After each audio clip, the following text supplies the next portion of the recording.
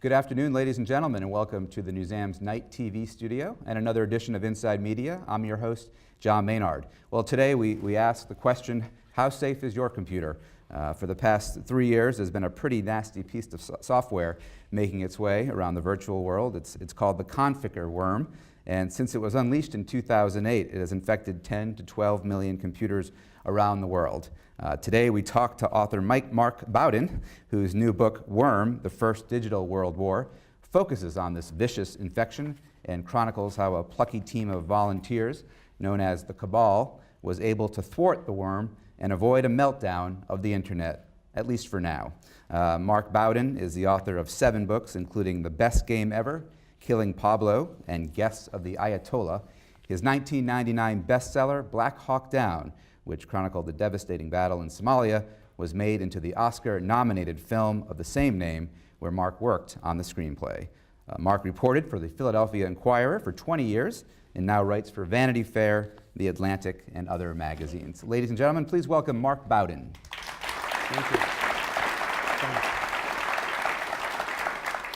And Mark, I want to get to the book, of course, but first, early in your book, you mentioned Apple founder Steve Jobs, Right. who of course died at age 56 this week. I was struck by something Tom Brokaw said on NBC this week, that 400 or 500 years from now, they'll look back at Jobs as one of the defining figures of technology. Tell us about Jobs' legacy. Well, to me, I mean, I own all these products that he created, right, that his company created, and I love them. I mean, I call my iPad the little screen from the future. Right. And, you know, in a way, he stood for me as an example of someone who had a far clearer vision of the future than I ever did. Mm-hmm. I mean, I can remember 20 years ago when I started hearing about the internet. I had a computer at home, and I didn't know what it was. I didn't know what the internet was. I would read something about it, and I think, you know, people would call it the information superhighway. Mm-hmm. And of course, it's become a big part of my life and most people's lives since. But here was someone, Steve Jobs, who not only understood what that was, but where it was going, how people would use it, how best to create products that would enable people to use it. And, you know, if, in fairness, you know, I couldn't hold a candle to vision like that. And so I'm, you know, kind of blown away by the impact that he's had on the world, by his ability to both foresee where things were going, but also to take advantage of that to create these wonderful products that we all so much enjoy. So hats off to a great thinker. Absolutely. I have to say, I was a bit intimidated approaching this book when I saw there were chapter headings like MS-08067 and remote thread injection. Right. But I have to say, Mark's come up with a very digestible and accessible read here. What was your approach in tackling, you know, such a highly technical topic? Well, years ago, when I was a reporter, John, at the Philadelphia Inquirer, Jim Naughton, the managing editor, made me the science writer for the paper. And it was a great promotion for me because I was working in a suburban bureau, and this was a chance to come work in the main office on a big beat. And the Inquirer at the time, this is back in the early 1980s, was one of the top 4 or 5 newspapers in the country. So in an instant, I went from being a lowly suburban staffer to one of the preeminent science writers in America, which was just amazing. The reason I got the job was because Jim was looking through the resumes of all of his staffers, and he saw that I subscribed to the Scientific American. So the downside to this assignment was that I didn't know anything about science. In fact, the reason I subscribed to the Scientific American was that I'd been an English major in college, and I thought, you know, much of the world is, you know, science and technology, and I don't know anything about any of that. So maybe if I start trying to read the Scientific American, I'll learn something about this. But that magazine has actually gotten a lot better. But back in the 80s, I couldn't understand any of those articles. You know, I'd read the little summary of the introducing the piece, and then once it got into the actual subject matter, I couldn't follow it at all. And they had been building up in my closet for like 2 years. I didn't tell Jim that, though. I took the job. But what I discovered was, in covering science, was that my ignorance of science was actually a benefit to me, because I was writing for a general audience, and I think in order to communicate with folks like me, it helped to be ignorant enough to ask the appropriately ignorant questions. And so that actually has kind of developed for me into a sort of a philosophy of reporting in journalism. And so for me, the subject matter here, which again was something that I was completely unfamiliar with before I started, was part of the fun and part of the challenge. It was to get to the point where I felt I could really, understand what was going on here. Well, let's get down to the title, Worm. It's the Conficker worm. Tell us the origins of it, and I know this could take a week to explain, but how does it work? All right. Well, a worm, just to be clear, it's kind of a state-of-the-art form of malware. Malware being malicious software. Anything that enters into your computer and does stuff without your permission is malware. Viruses are what we traditionally think of as malware. And generally speaking, a virus is something that you have to introduce into your computer yourself. And you do that by doing something stupid, by opening an attachment or an email from the wrong place. A worm doesn't require you to do anything. It will work its way into your computer's operating system on its own, where it will set up shop, essentially, in the kernel of your computer, and link you with a remote controller who from that point forward can use your computer for whatever he wants. The way it works is it enters the one of the ports on Microsoft's operating system, port 445, disguised as one thing, and it's crafted like nesting Russian dolls.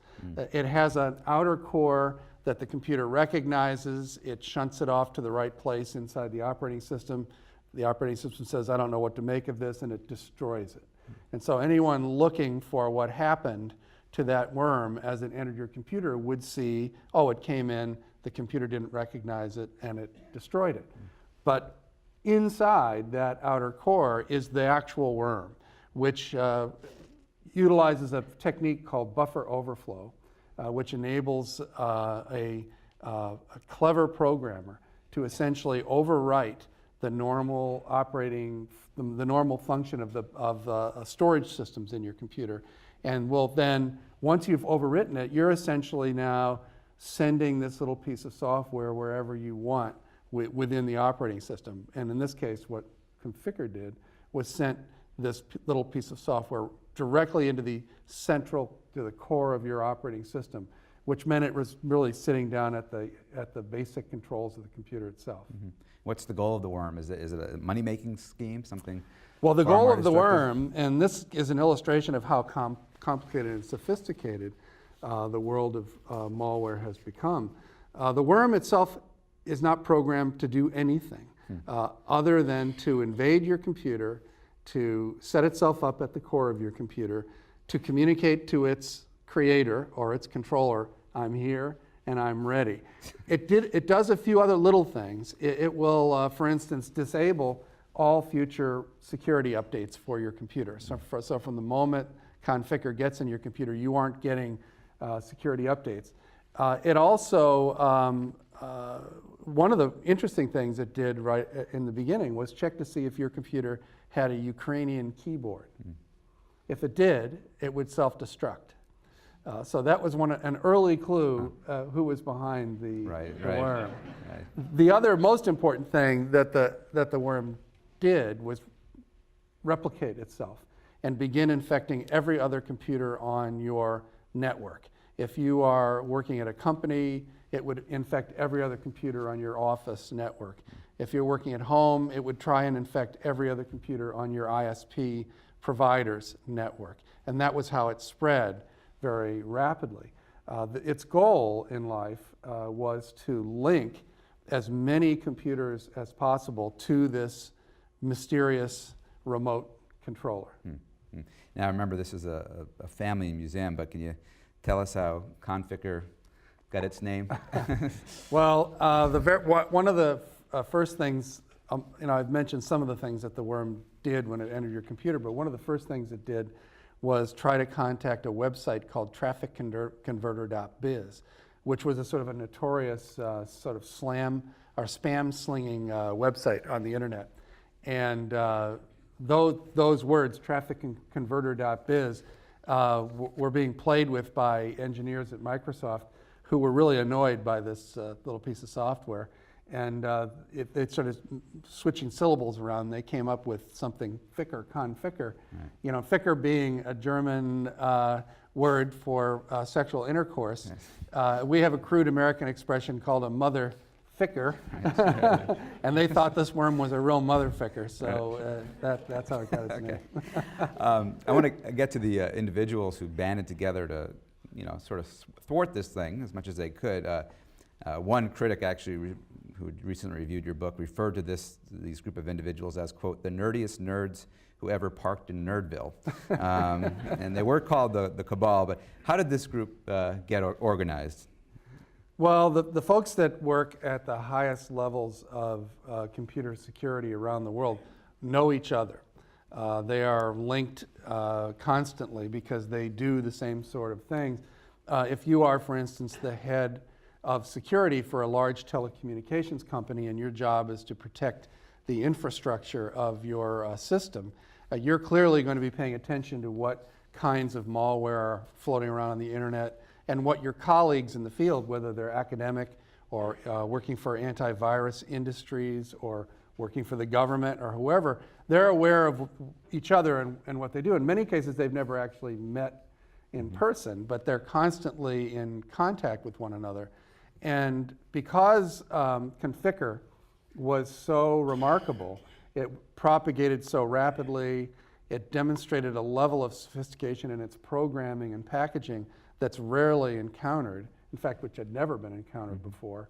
It attracted the attention of all these very high-level, I call them uber geeks, who really pay close attention to anything new that comes down the pipe. And so these guys jumped on Conficker literally hours after it first surfaced and began trying to figure out what it was, who was behind it, what it intended to do. And what was their motivation? I mean, was it out of the goodness of their hearts? Well, I mean, they came from a lot of different areas. I mean, academic researchers like Phil Porras and Hassan Saidi out in Menlo Park at SRI International, they're an academic research institute, and so they're just interested purely for intellectual reasons to understand this totally new strain of malware.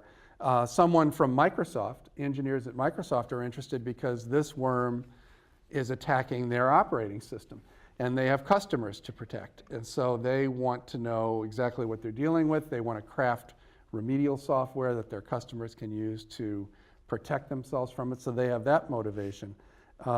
As I said before, folks from high-level telecommunications companies or internet registries, their job is to, again, to protect internet users, and so they need to understand, what's out there, what's happening, what they need to do to protect their customers and their networks.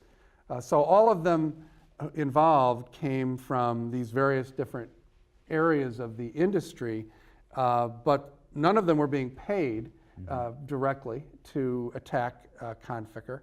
They were doing it primarily out of a desire to protect the internet itself, because they value it greatly. And also, I think, in part, out of the sheer intellectual challenge of matching wits with these unknown programmers who were clearly their match. The people behind Conficker we don't know who they are, but we do know that they are among the most skilled programmers in the world. I mean, you do conclude, without giving too much away in the book, that the Cabal did pull off an impressive feat in setting up a global response. Right. But Conficker is indeed still out there, correct? Right. I mean, they were only partly successful. The effort that the Cabal put together was unprecedented. Literally, every top-level domain in the world, every country code, in the United States it's .us, and in the United Kingdom it's .uk. I think, I don't know what it is for every country, but every single country in the world had to be drawn in to this effort to protect their computers. No one had ever done that before. The internet is this completely anarchical tool. It has been created sort of from the ground up simply by linking computer networks together. It lacks any kind of coherent planning, any governance, any enforceable rules and regulations.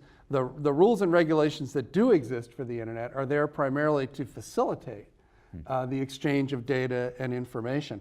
And so the idea of getting international cooperation to try and block something like Conficker, to try and stop information, in this case data, from spreading, was new territory. And in that sense, they were very successful. In the other sense, they didn't stop Conficker. Conficker created one of the largest botnets in the world. It's still very much alive and well. It's being used for all manner of mischief. And it potentially, any minute now, if the controller of that botnet chose, could crash the internet itself. Mm-hmm. And I want to get to that because, do you think people comprehend the enormity of a successful cyber attack in general? You even write in the book that there's a healthy portion of the population who recalled that life hummed along just fine in the pre-digital age. And right. This is your quote: "Losing all this internet crap didn't sound like the end of the world to lots of people." It wouldn't to my wife, I know that. She's pretty sick of it. But do people comprehend that? People don't, I don't think. Most people don't. But increasingly as a society, not just in the United States, but all throughout the developed world, we rely more and more heavily on the internet every year. In this country, the electrical grid rests upon the framework of the internet. Our healthcare networks increasingly rest upon the framework of the internet. The air traffic control system in this country, we've all seen those wonderful maps of the thousands of planes that are in the air at any given moment, all of them being directed by this terrific air traffic control system we have, rests upon the foundation of the internet. Payrolls for state, local, federal government rest upon the internet. Banking, increasingly we do our banking on the internet. Increasingly we buy things on the internet. If the internet were to go down, your cell phones would go dead. You would have no opportunity to buy and sell things. E-commerce would come to a halt. A lot of banking would come to a halt. All those planes in the air would be wondering where to land and trying to figure out how not to run into one another without any real air traffic control guidance. It would be, well, in the words of a report to Congress in 2008, if the internet crashed today in the United States, it would paralyze the country. And this is increasingly so. So I think that one of the things that I hope to have accomplished in writing Worm is to make more people aware of how fragile that infrastructure is and how vulnerable it is to attack. Just add one more thing. I mean, Conficker created a botnet of 10 to 12 million computers. Well, a botnet is essentially a supercomputer.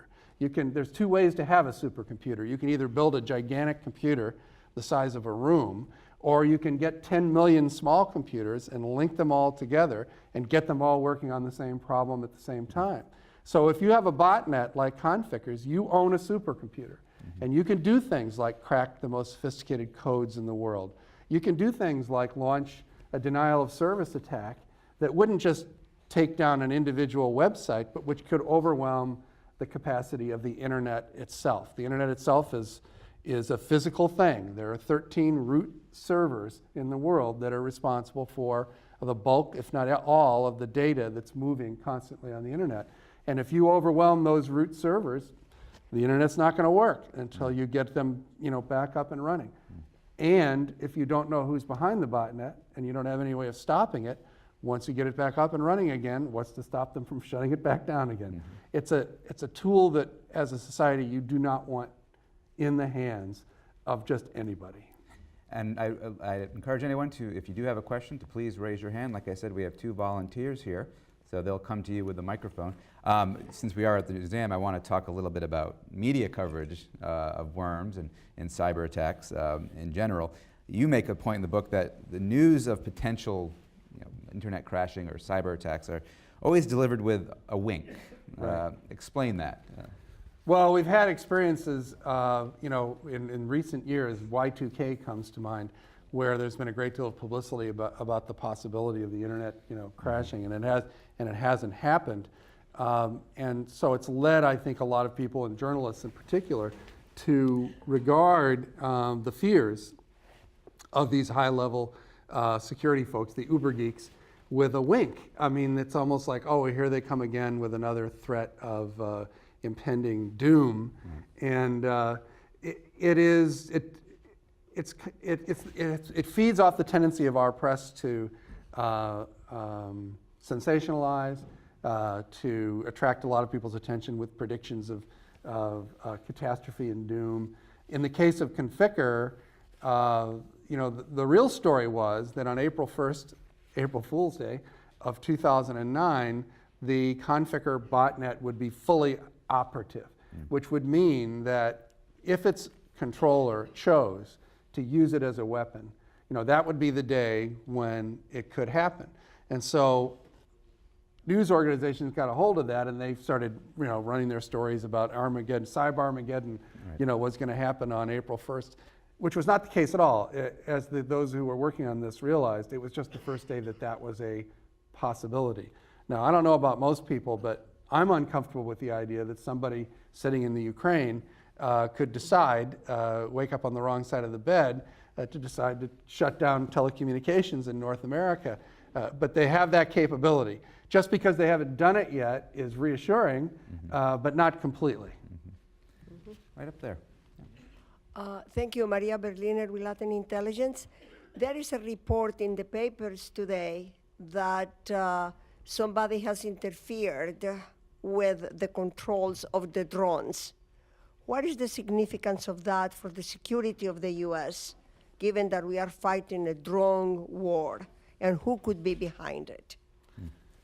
Well, I don't know. I mean, anybody could be behind it. It's significant in the way that I'm talking, that all of us, including military networks, rely increasingly on the internet for moving data from place to place. So to the extent that any network, and in this case a military network, that handles data from drones, data traffic from drones, to the extent that someone outside can interfere with that, can shut it down, block it, or alter it, is a serious threat to our national security.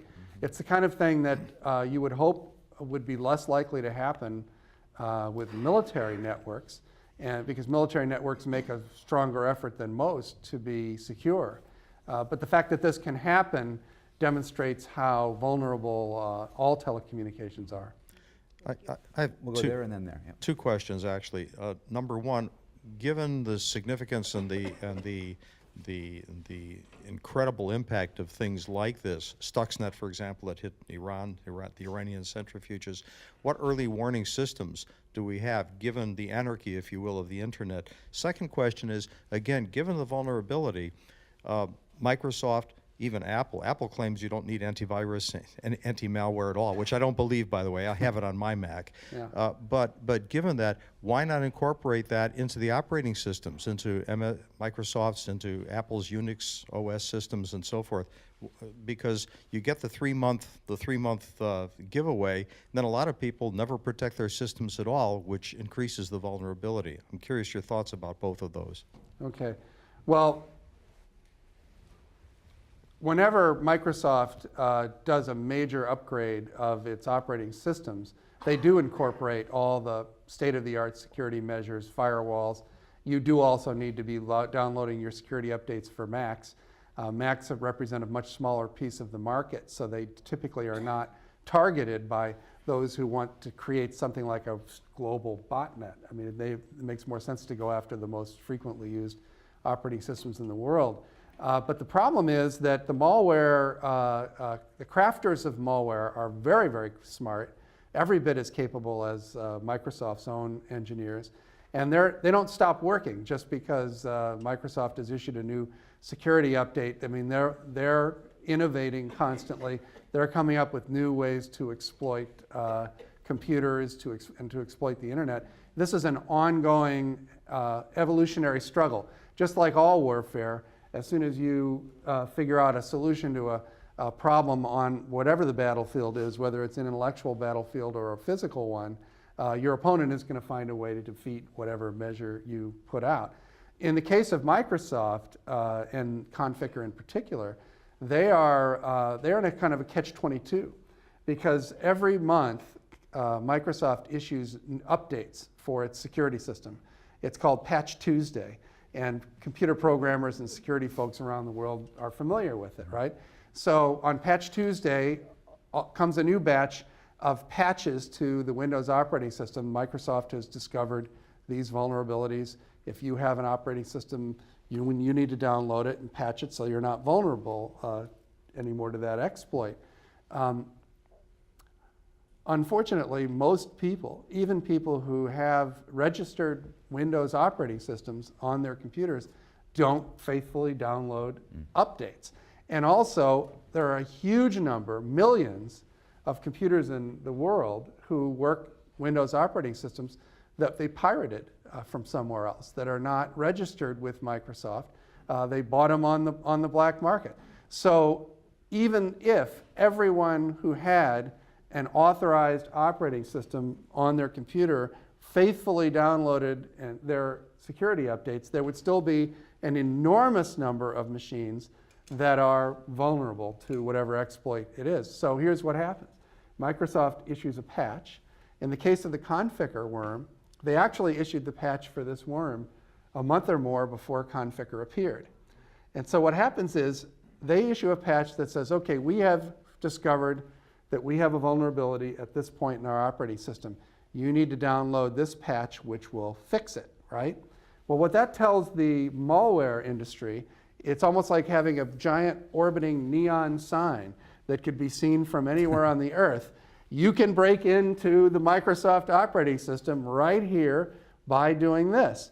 And because so many of the operating systems will remain vulnerable, literally the patch serves as an advertisement for a way to take advantage of the Microsoft system. And that's exactly what happened with Conficker. So, it seems to me it's a dilemma. Here's one of the things that could be done about it.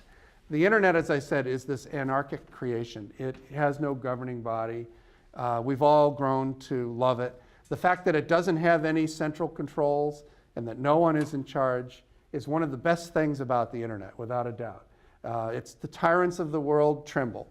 It enables people to organize in Syria, in Libya, in Egypt, in Iran, in China, outside of the reach of central authority. So the internet has been a remarkable tool for the democratization of the world, the democratization of information. That's without a doubt.